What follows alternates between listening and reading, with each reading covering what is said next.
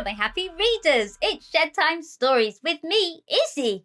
Are you ready to share a new story?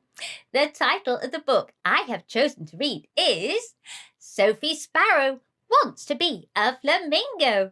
If you have this book at home, you could read along with me. The author, the person who has written this story, is Andrea Hyatt, and the illustrator, the person who has drawn all the pictures, is Nicholas Child.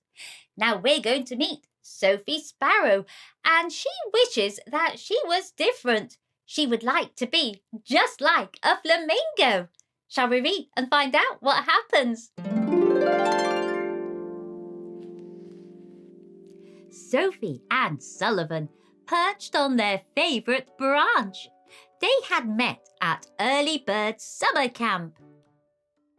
If you could be any bird in the world, what would you be? Asked Sullivan. That's an easy question, replied Sophie. I would be a beautiful flamingo named Pinky. I would have a long, graceful neck and feathers the colour of pink cotton candy. I would be a strong American bald eagle, known as Super Eagle, with a red cape and a wingspan of 6 feet, said Sullivan. Chirp, chirp, chirp, tweeted Sullivan's mom. Got to go. 3 chirps in a row means it's time for dinner. And I can't be late. Only the early bird gets the worm, winked Sullivan. And then he added, See you later, Pinky. Sophie giggled. See you around, Super Eagle. Sweet dreams. That night, Sophie dreamed of being a flamingo. Sophie was at the Sunny Shores Cafe, eating a delicious shrimp ice cream sundae. Suddenly, her dream was interrupted by loud chirping birds. It couldn't be morning already. Why did they always get up so early? Sophie's mom, aunt and grandma were talking about the new young blue jay, Miss Saphire, who moved into the penthouse suite in the tall oak on Maple Lane. I heard her nest has all the fancy upgrades, said Sophie's mom. I heard her feathers are fake, said Sophie's aunt. I heard she has magical powers. If so, maybe she can give me some younger wings so I can shake my tail feathers at the dance this Saturday, said Sophie's grandma. When Sophie heard magical powers, her feathers started to ruffle. I must find Miss Saphire and see if she will turn me into a flamingo. Sophie found the tall oak on Maple Lane. Holy feathers!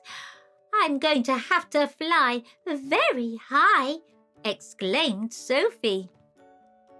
Nest 1, Nest 2, Nest 3, Nest 4, Penthouse.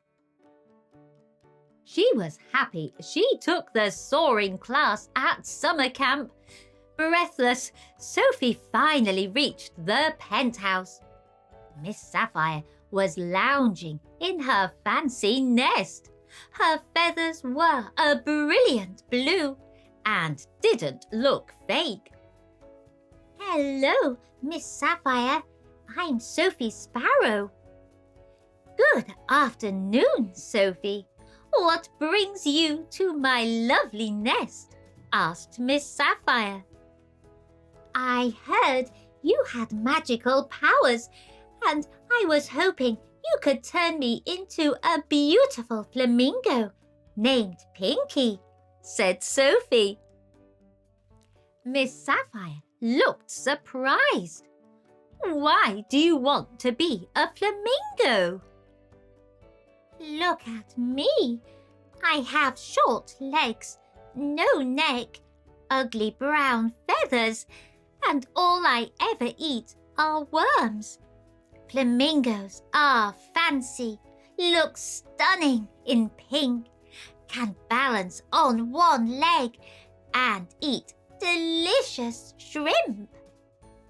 All right, I will turn you into a flamingo. However, the magic ends when you say, I want to be a sparrow again. Sophie wrapped her wings around Miss Saphire. Thank you so much. Miss Saphire gave Sophie a pretty pink feather. Hold the feather and say the magic words 3 times. Bingo, Lingo, Ringo. I want to be a flamingo. Sophie followed Miss Saphire's directions. Poof! Sophie disappeared instantly into a cloud of pink smoke. Sophie looked around in amazement.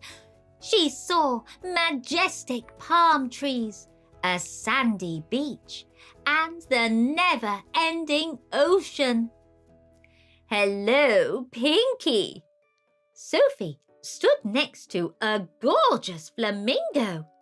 When Sophie looked down, she had long legs and pretty pink feathers. Miss Saphire's magic spell worked. She was Pinky the Flamingo. You're acting like I'm a stranger.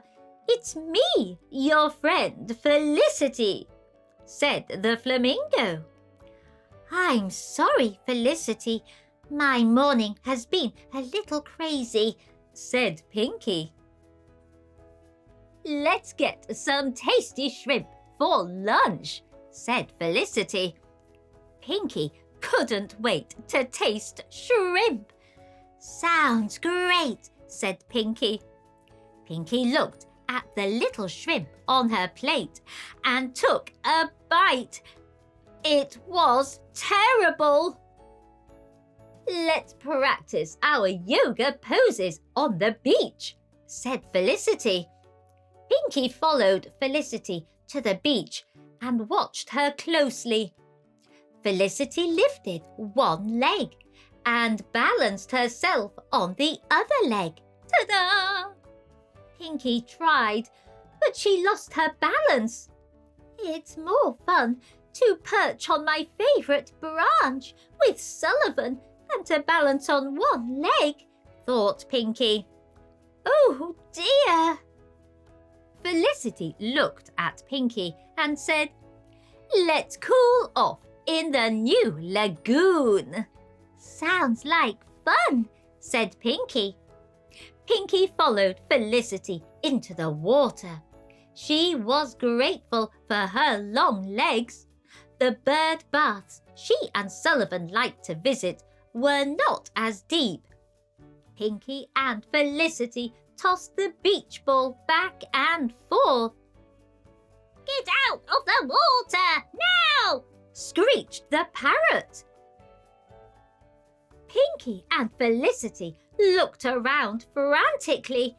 They spied 2 bulging eyes looming above the water, and then the creature opened his big jaws. They saw his giant, sharp teeth. It was a crocodile. Felicity quickly made it to the shore. Pinky was terrified and screamed, I want to be a sparrow again. Poof! In a cloud of brown smoke, Sophie appeared. A pink feather floated down from the sky. It landed softly in her cozy nest.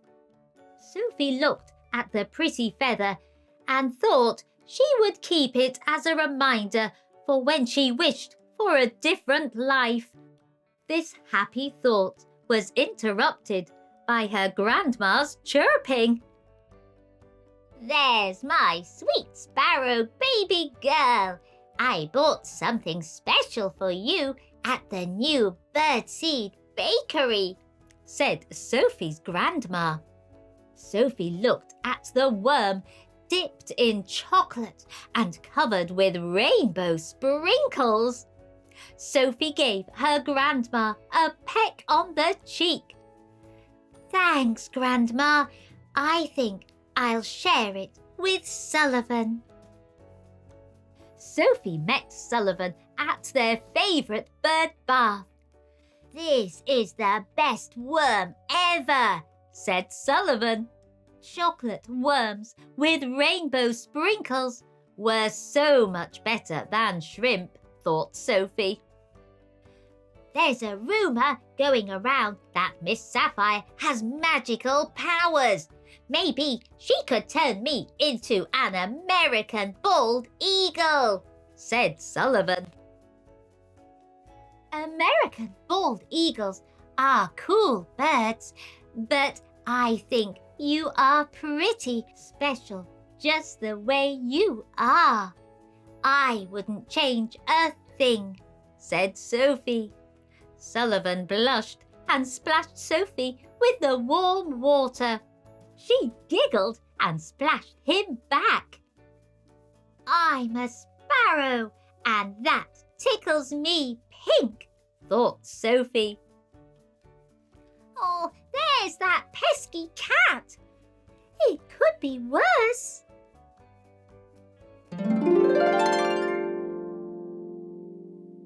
What a sweet, heartwarming story that was. Sophie Sparrow did get her wish to become a flamingo, but being a flamingo was not what she thought it would be, and it didn't suit her one bit.